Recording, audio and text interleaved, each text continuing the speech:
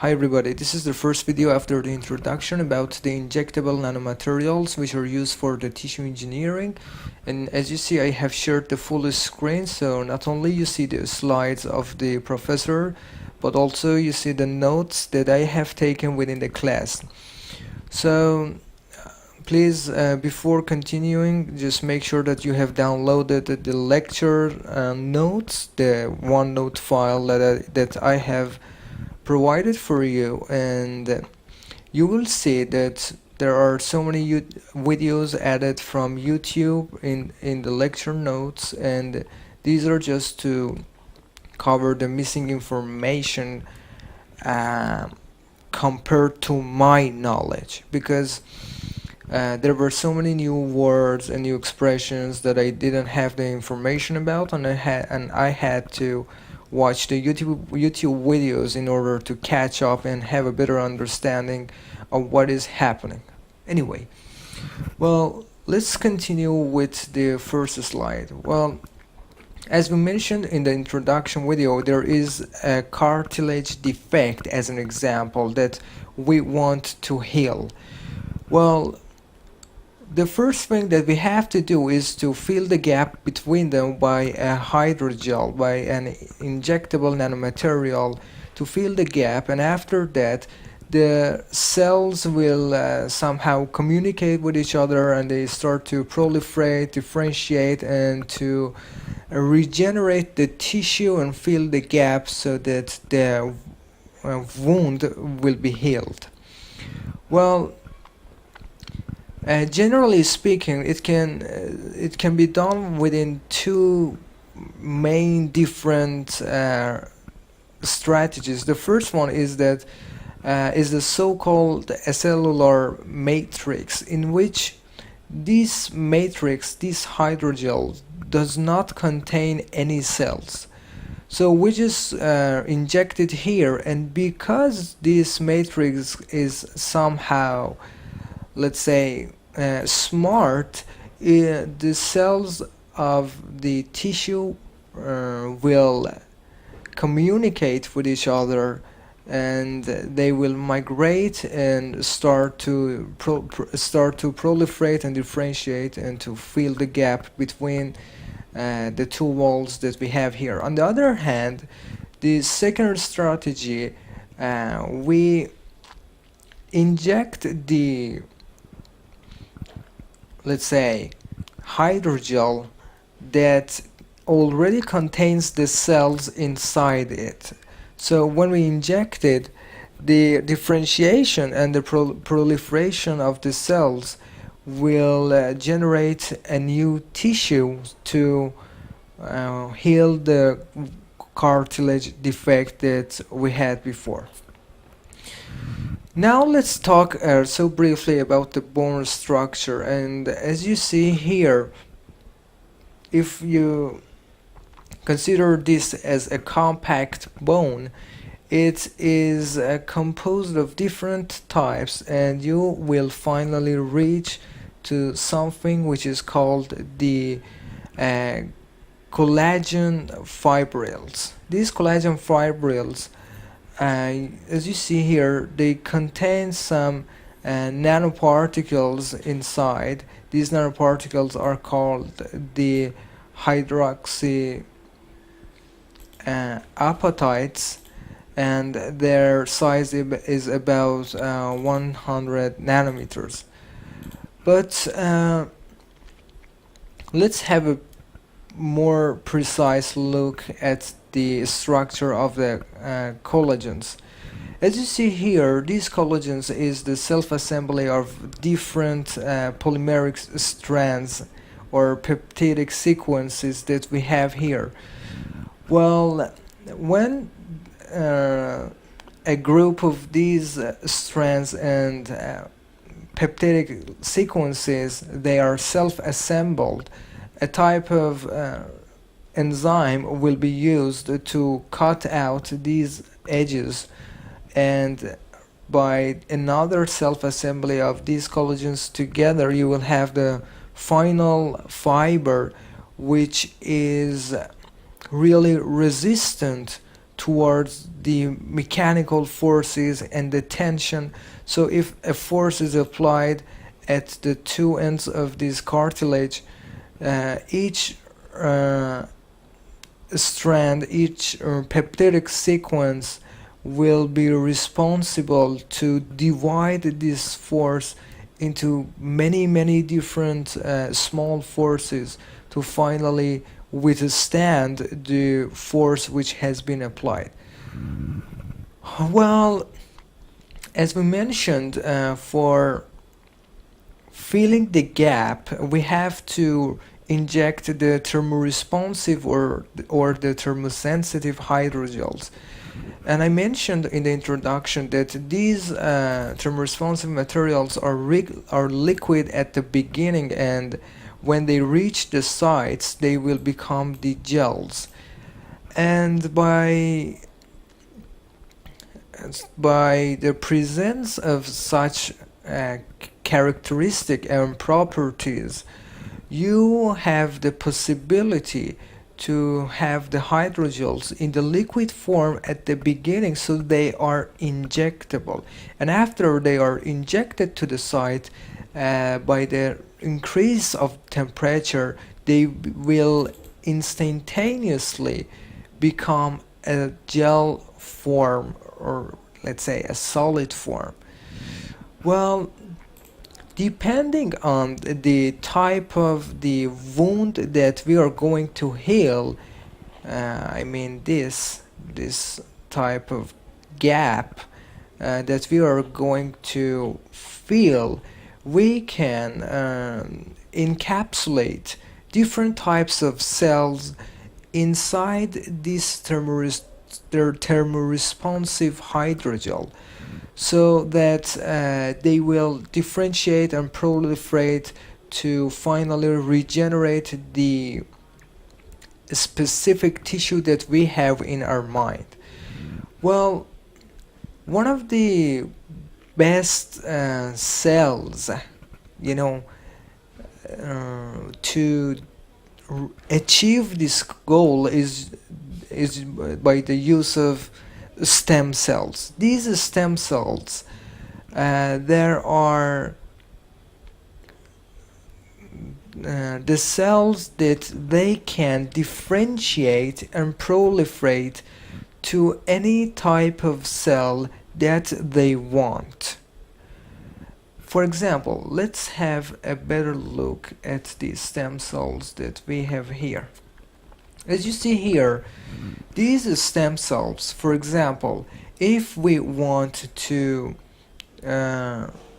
regenerate the neural cells, they will differentiate into the neural cells, and by their further proliferation, the cells of the nervous systems will be recovered. On the other hand, for example, in the matter of blood cells, even they can differentiate and finally become the blood cells. So these are the type of cells that they can become anything they want.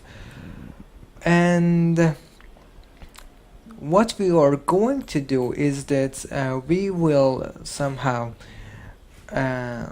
extract the stem cells from the body of a person, and after extracting them, we will mix it with the hydrogel that we are going to inject.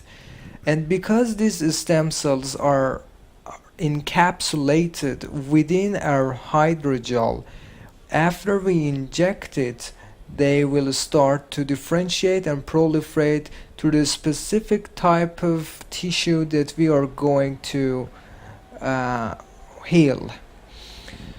Okay, so let me just have a look at the professor notes so that I make sure nothing is gonna be missed.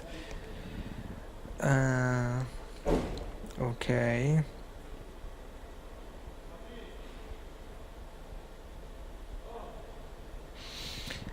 Yes, so it is said that after we mix the stem cells with the hydrogel and the differentiation and proliferation of the stem cells happen to form the tissue that we want to form, we will finally implant it back into the damaged part to fill the gap.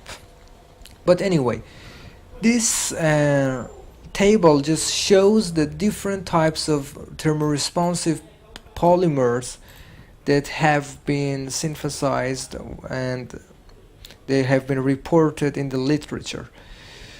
Well, there is a little bit chemistry about this slide, but just to cover the most important thing about this slide, I can say that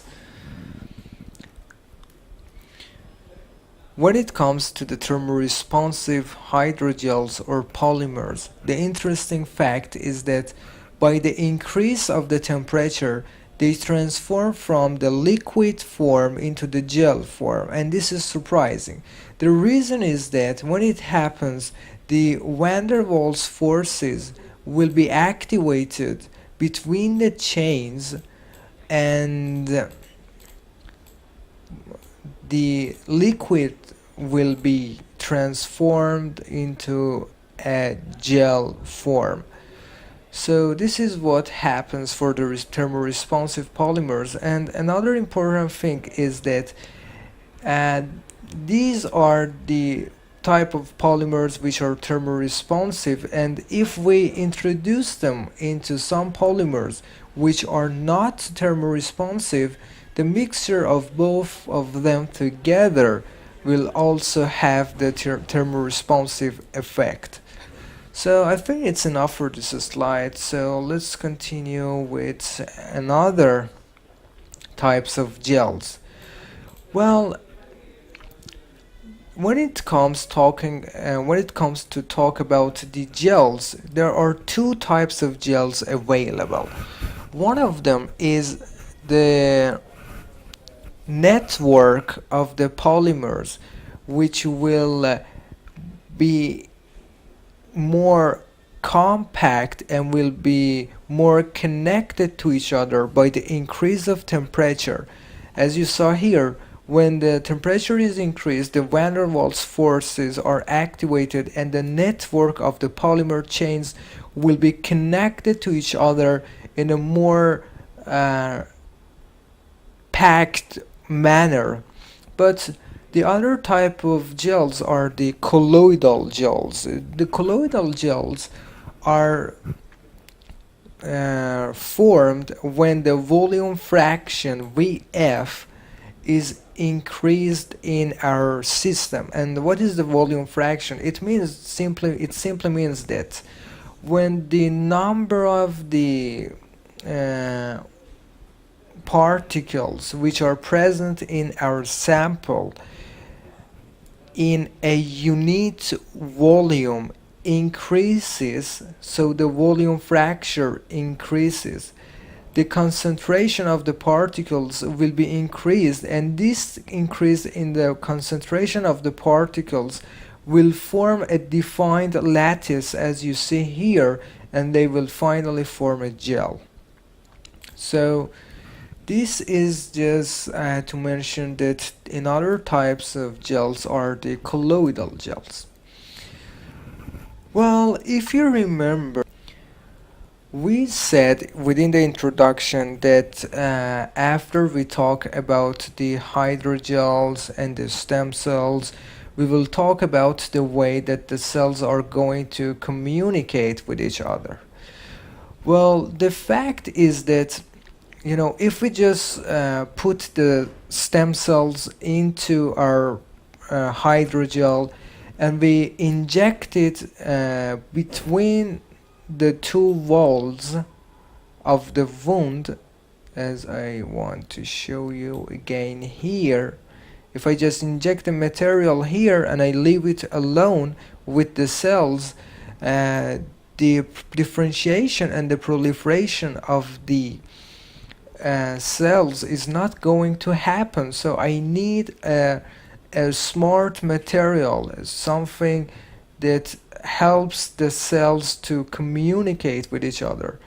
Well, actually cells try to communicate with each other within three different methods. The first one is the autocrine, and this signaling occurs when a cell starts uh, to communicate with itself. You see here that a type of, let's say, soluble factor is released by the cell, and after these factors are detected by the receptors on the surface of the cells, the cell will trigger to proliferate and to differentiate and to, let's say, continue for filling the gap, to form and to regenerate the tissue to fill the gap. Another signal pathway is the paracrine, in which two cells communicate with each other. So the factors are released by one cell and they will be detected by another cell. And the final one is the endocrine signaling, in which one cell will try to communicate with a tissue which is far from that. So some hormones will be released and they will travel through the bloodstream and they will finally reach the target. But anyway, just remember that the cells need to communicate with each other. The signals, when they are released, they have to be detected to start the proliferation and differentiation. Here we want to briefly mention the messengers and signaling between the cells. We have the cytokines, we have the growth factors and the transcription factors. These growth factors is the most important thing for us. It says that when a cell needs to grow, these growth factors have to be released by the cells, and after they are detected by each other, the proliferation and the healing and differentiation is going to occur. And for the cytokines, you see here that the cytokines are same as the growth factors, and all of them just play their role in, let's say, initiating the proliferation and differentiation of different cells. If I just zoom here, you will see the cytokines that we have here when they are going to be released, and we have also the growth factors such as EGF and TGF, which are released by the cells, and the proliferation starts. But anyway, to have a better understanding of that, just consider the platelets, which are able to release different growth factors when different types of tissues are going to be generated. For example, when it comes to generate the vascular endothelial cells, the growth factor of VEGF is really important, and it happens for the growth of the cancer tumors, because when a tumor of a cancer is going to grow, it needs to be supplied with the nutrients and with the oxygen. So some blood vessels have to be formed, and for the cancer tumor, these VEGF growth factors will be released a lot, so that the endothelial cells and finally the blood vessels are formed. You can see different types of the growth factors which are responsible for different types of tissues. For example, the FGF, which is important for the cell growth and the collagen production, and these are more about the biology, but you have to have the understanding and the importance of the growth factors and how they are going to perform when we are trying to regenerate a new tissue, and how they can be used for signaling and messaging between different cells, so that the healing of the wound is going to happen finally, and the gap, as I showed you, is going to be filled.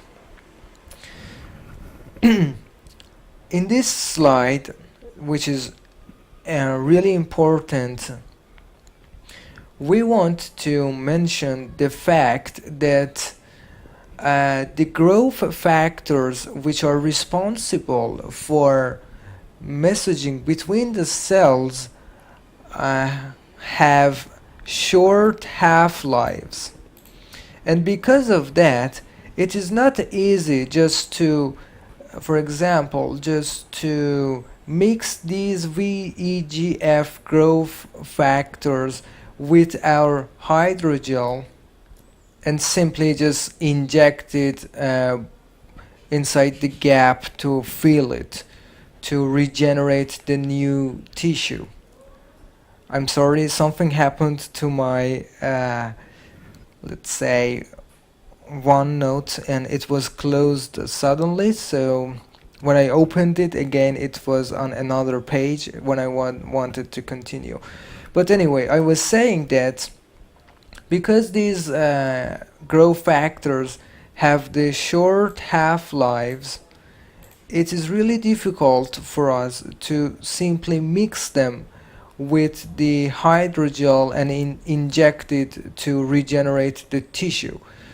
They will die after a few minutes. So this is a problem for regenerating the tissues artificially.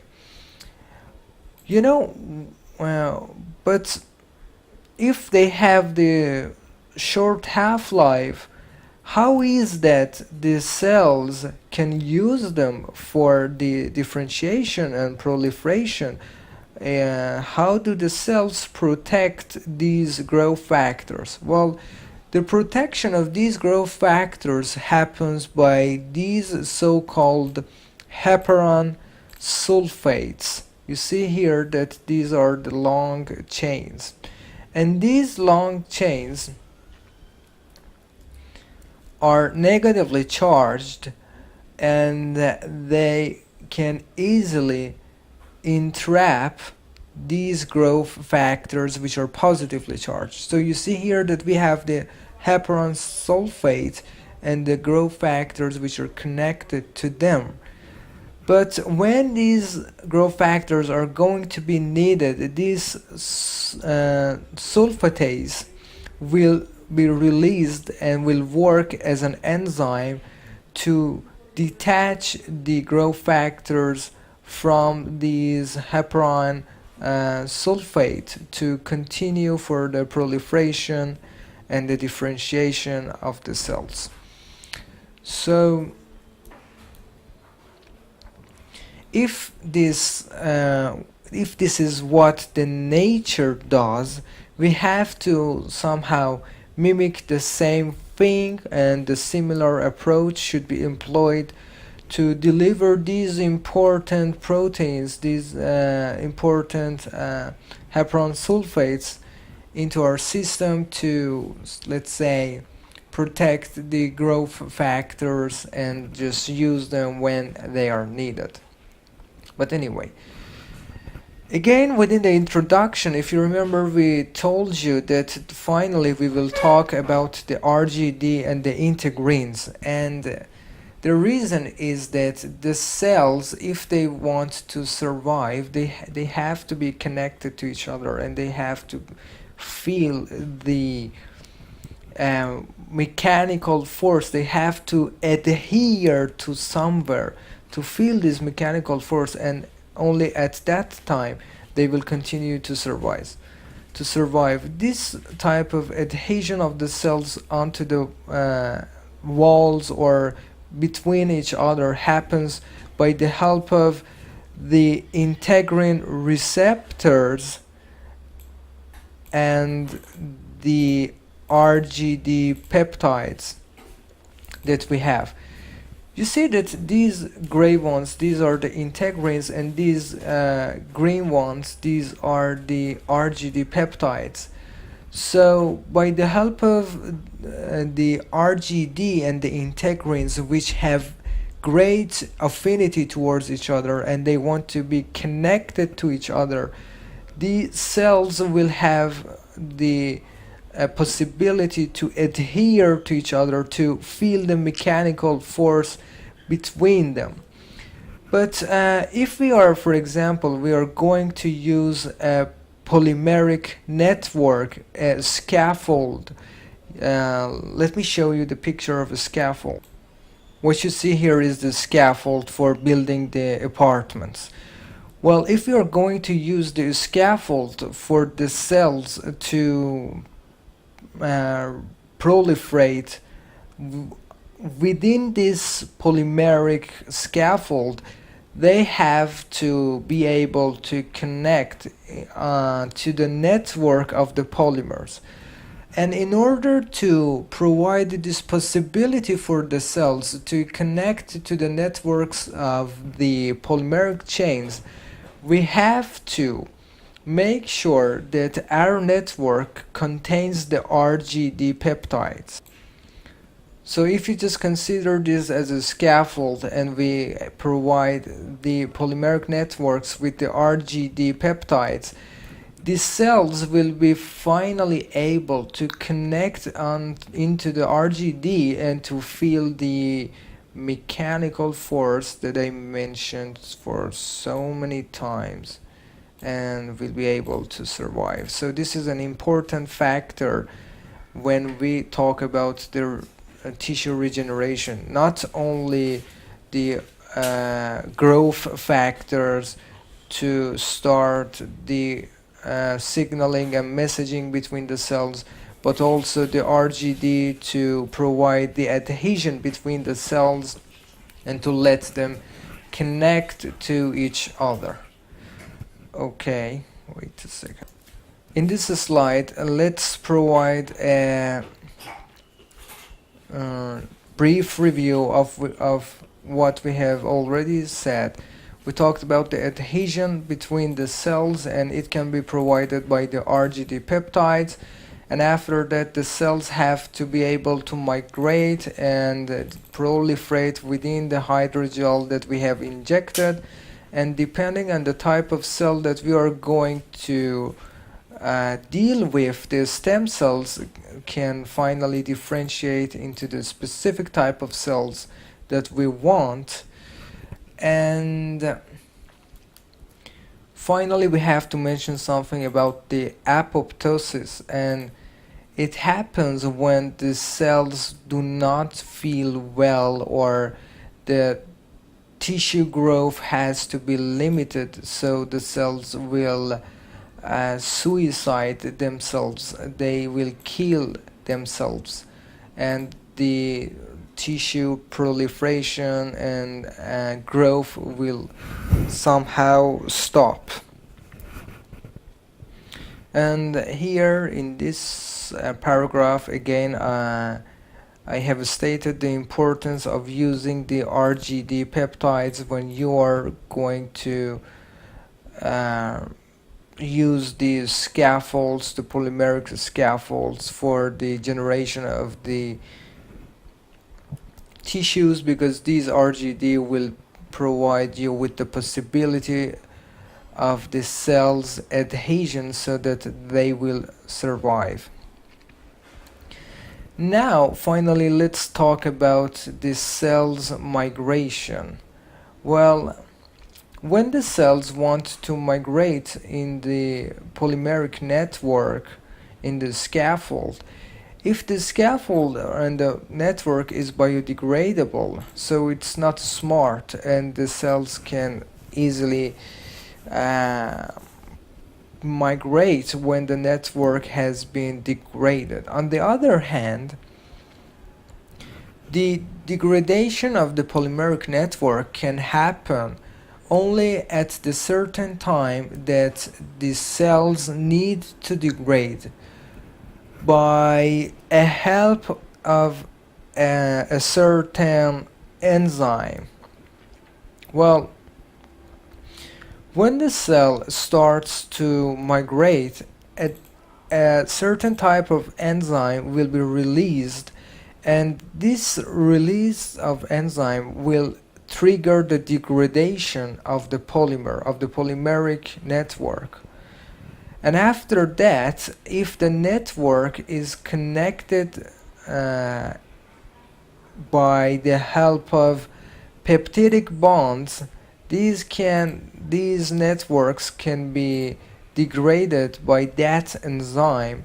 So the pathway for the migration of the enzyme for the cells will be created.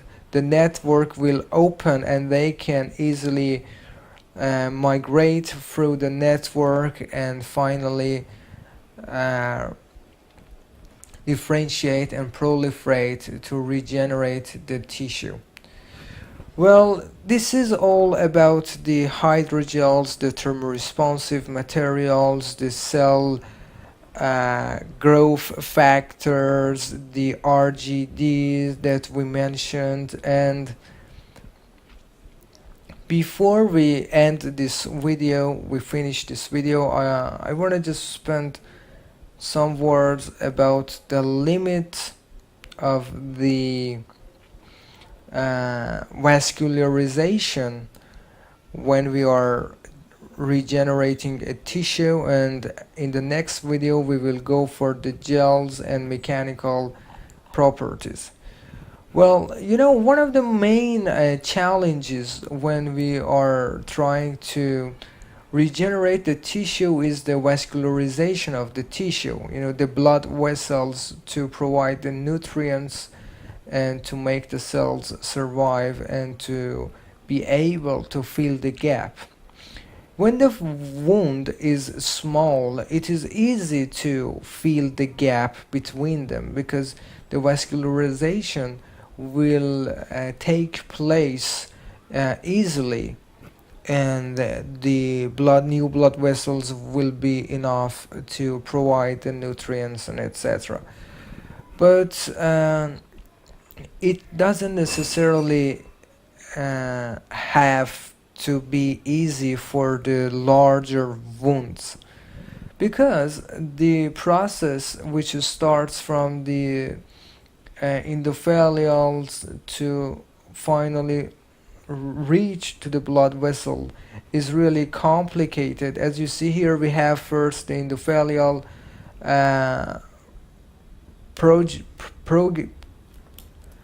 progenitors, which will be transformed into the endothelial cells, and after that endothelial layer, you see the pictures here, and after that they will branch the structure to form different blood vessels, and then we will have the capillaries and muscle cells to stabilize the tissue. Well, and as it can be seen, a lot of growth factors involved in this process. So it is just not the matter of a large number of factors which are affecting this process, but the important thing is the dynamics of how fast and how easily these growth factors are going to start the proliferation and differentiation of the cells to finally form a blood vessel and to complete the vascularization. And for even when we are regenerating a tissue, we cannot 100% mimic what the nature does, and what we finally reach is a not highly ordered vascularization, which is again imperfect and not complete. Well, this is all about the hydrogels, the RGD, the growth factors, and in the next video this topic will be covered.